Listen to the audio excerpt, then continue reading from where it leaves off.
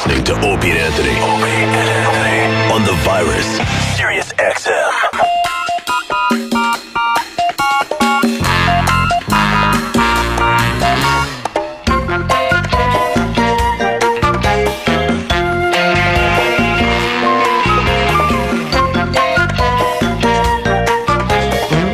God, I love when Penn Jillette is in studio, and he is in studio, my friends.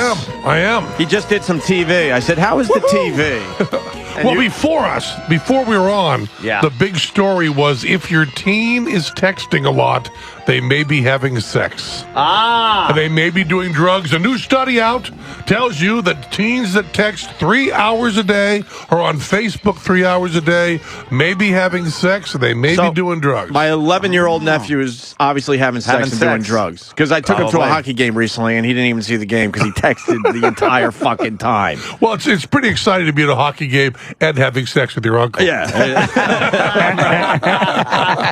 I don't know what... That is a bullshit study. I don't know what icing is, but he's bad touch. But he has some on his Every time back. there's icing, that's where my bathing suit touches. Yes. Show on the doll where he touched you. Show on the hockey player where he touched you. Do you? I'm a texter. I love to fucking. What's better than photographing your cock and sending it? You ever send You a like cock? doing that, Sure, Jimmy? of course. Yeah, but could you lose my address? I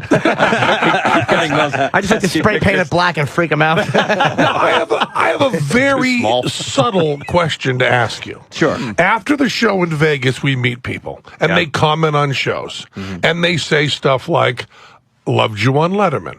They'll say, really enjoyed you on Dancing with the Stars. Then they say, go on O&A again. They never ever say, I was good on it. They never ever say they liked it. It is a straight command. Just go on O&A again. And every other show, they comment about what happened, how they did it, or say, I love that show. You know, I love Letterman. You should go on there again. Nothing. They don't want to give out compliments for some reason. We have the weirdest fans in entertainment. O&A again. A simple command. If you know what's fucking good for you, go on O&A again. Like, maybe it implies maybe you'll learn to do it. Maybe you'll get good at it.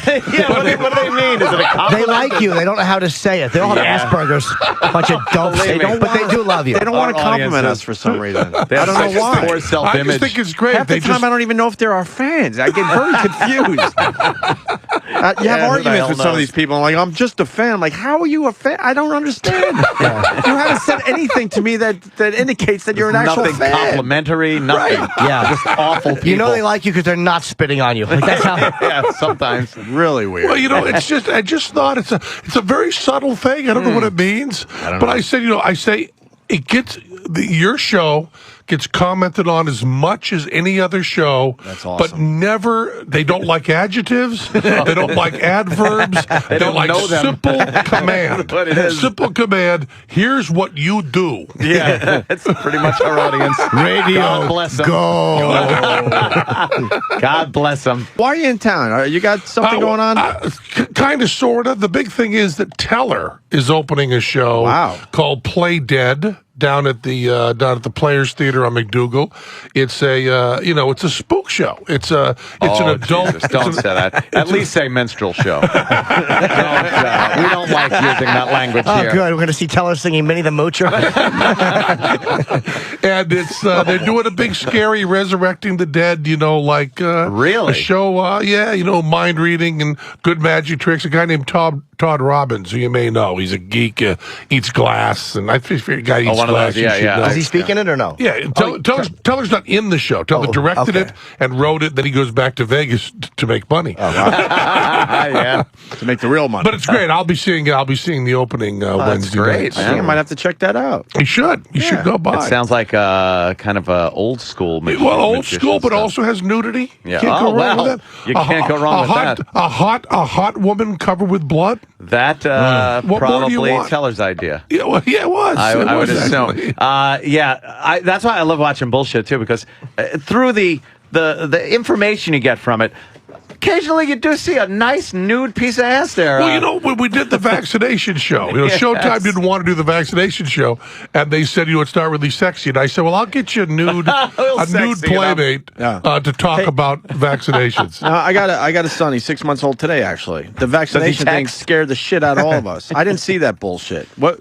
And just a quick little summary, what you learned. The quick summary is you don't want your son to get whooping cough or smallpox. Right. Get them all the So vaccinations. you have no fucking choice, really. You have no choice at all, and you don't want a choice. I mean, if you were living in a time without vaccinations, it is all you would want. Right. And it's the great, and there's this anti-vaccination thing that started on very bad science, the Wakefield studies out of Britain, and it's total, complete, and utter bullshit. But most of the bullshit wastes people's money and is kind of funny. The vaccination bullshit kills babies. Right. Kills children. And did you go after Jenny McCarthy? Yeah, we sure did. Good we for sure. you. And what we did was... Good for fucking you, man. We said all Jenny McCarthy has going for her was she was a Playboy model, and people are listening to her. So we had a Playboy centerfold who came out topless. But the great thing was, it was kind of an odd moment because one of the writers, his son, is autistic. So he brought out a Playboy model to explain the science, and she was topless explaining the science. And we also brought out our friend's son, who's 10 years old, who's autistic. So we had brought a 10-year-old autistic child on the set with a pair of 44 double Ds. How do you sell that to Showtime in the meeting? Like, look, we got the autistic kid, we got the girl with great tits. It's handled. Well, we would never be able to get that done. And we brought the writer out, and his line, the big laugh line, was "eyes front, son," and that was supposed to be the joke. But as you guys know very well, when you're doing something that's supposed to be a joke, you sometimes have to actually do it. Yeah. So while you're doing this, he's going, that lady doesn't have a shirt on. And we went, she doesn't. That's kind of the joke. Well, what's the joke? Well, the joke is that you're a child, and I think what we're doing is very, very wrong. Just stand there. Just suffice to say it's wrong. Nice. And the great thing was that the Playboy model that we got to read the stuff read the whole study on prompter, and then turned to me and asked me the questions that she had just answered reading the prompter. She read the prompter, I guess, phonetically. Zero comprehension. Yeah, no comprehension. And then just asked me, and I went, well, it's on the prompter. When was the study discredited? Well, you just said. You just said it. That's awesome. Can you imagine it if we try to get that done? No. Autistic kid, 10 years old. We couldn't get either one of those things. A girl with great tits. Couldn't get a girl with great tits, and autism. Or an autistic. If we said one of the either. Just pick one. Both in one. Because they're both money on the radio. I certainly bow to Penn Jillette because he gets shit done. He doesn't have to deal with lawyers in this corporate crap. Oh, no, lawyers are really, really important on bullshit. We 8 years. 8 years of then there's this asshole, and we've never been successfully sued. But you'd love the notes that our lawyers make because one of the reasons your lawyers are different than ours. We need your lawyers then. One of the reasons we say motherfucker so much, and one of the reasons we invented the term cunt pickle was you're trying not to say liar because liar is actionable. There you go. So we get notes in our script that say, and I love this, from the legal department in a little square with a stamp on it, can't you call this guy a motherfucker? Because call him a liar. And you also can't say a product doesn't work, right? Like if you say a product, you can say it's a piece of shit, but you can't say it doesn't work. Exactly. That's where you get sued. So Al Goldstein, who I just visited in the Veterans Hospital. Yeah, I saw your tweet about that. He's not doing well, huh? No, he was homeless for a while. One of these heroes of free speech. The Topeka versus Goldstein case is amazing. And now he's in I got him out of the homeless shelter and got him a place to stay. How did and he stuff. get himself in a position where he was Wow. homeless? Was Screw not making money for a long time? Or Screw kind of started doing less well, and Al is crazy and pisses off a lot of people. I mean, watch the trajectory of Al Goldstein, because we're all heading down it. But he was in the Veterans Hospital, and I went to visit him, and he's doing okay there. He's got some, he's old and got some problems. And Yeah, I remember when he was self-destructing here in New York a few years back. Wow. But Al Goldstein told me long ago, he said, whenever you're mad at somebody in public, don't ever say liar. Don't ever say cheat. Say motherfucker. Say cocksucker. Because if you go to court, it's harder for them to bring that up. I'm not a motherfucker. I didn't fuck my mother. What did he mean by motherfucker? Did he mean liar? Well, he meant he really didn't like you when you pissed him off. It's much safer. Sure. So you have to be, for lawsuits. So our lawyers, right in the margin, call this guy a motherfucker.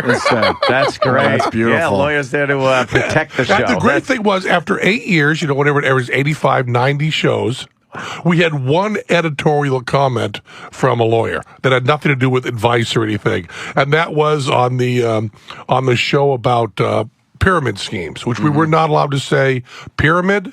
We couldn't say pyramid scheme. We had to say, multi-level marketing. Couldn't say Ponzi. You couldn't say Ponzi either. And we did one. So the only thing we could do was do a whole Egyptian scene with me going to tell her, what are those things behind us? And then going on about it. Yes. And we did a whole thing about Social Security. And I went, Social Security, this many people pay in, and then we can pay out. This is where it starts. I don't know why I'm saying this on a show about multi-level marketing ripoffs. I guess it's kind of a non sequitur. And the lawyer wrote in the margin, hey, wait a minute. Social Security is a Ponzi scheme. That was a lawyer's comment. Never going to be enough people to pay in to pay off who's in there. Of course not. No, it's a complete scam. But I like that the lawyer discovers that at work. Right. Going to a show called... From your show. Wait a minute. All the schooling and everything meant nothing. Just you're having a watch good an time. episode of bullshit. That one was really good because it was the whole that guy that was selling that beverage. Oh, it was so sad, wasn't it? And his meeting with and he's trying to get other people into this product with him because it's never made selling the product. It's supposed to be made getting other people that are your underlings. You couldn't say pyramid, though, huh? Could not say the word pyramid. Because there's things like Amway and other things. You have to say multi-level marketing. Right. Multi-level marketing. If you say pyramid, it's like saying liar, and you're in all is it sorts really? of trouble. Okay. No, it's a bad thing. Yeah. And but the math behind that was fascinating too. And no matter how many times I've seen that take on it, I watch and go, how can anyone not see this? At level 7, you have to be selling your shit to every human being to everyone on the planet. The math is stunning It gets to watch. bad it's really that quickly. exponential thing. Yes. Exponential will fuck your shit. It screws your mind up just thinking about it. I should certainly have a math class. Exponential will fuck your shit. Okay, see you tomorrow. Didn't you get involved in one of these? No. Pyramid? No. I was I was brought the really lame one with the money. You told that story once on the air. thing? I think my mom did with once. pilots and stewardesses. I've never gotten Where that. you had to get people to just give you money. Remember that one? Yeah, I never got That's involved in that. true. I got taken to an Amway meeting once, though, and it's that whole secretive thing that was like, it's a business proposition. I'm like, what is it? I go, well, we'll tell you. You got to get there. Just get in a suit and... But the thing that really was so heartbreaking, the guy selling the shit drink, is he's a really good guy. Yeah, he seems and he like wants a good to enough work fella. really hard. In the way we lay out the show, he's in the villain category, but he's not. He's absolutely, completely a victim. All he wants to do, it's bad economic times. He wants to work his ass off. He's willing to invest money, willing to work his ass off, and they're just eating him for breakfast. It's horrible. Yeah, when he was having that meeting with the other gentleman to try to persuade him into joining the ranks, It was the saddest thing. This Was he guy good had at it? no game. No game. No, but he didn't even bring the drink with No, him, he which is the didn't big hit. Which is, here, you're bringing. I'm going to sell you something, and I don't bring it with me. He didn't even We got this bring it. great drink we're going to sell. Oh, do you have the drink? No. No. And obviously, it's part of the script to not bring the drink with you. Yeah, don't bring it. I wonder why. Because the drink it's probably sucks. terrible. Well, Yeah, there's obviously no it sucks. mystery here. Like, I can't sell Yeah, this why would- shit. You would bring it if it's a good product you're proud of. Doesn't sound good. Come in a tumbler. Probably be better. The Virus. Sirius XM. This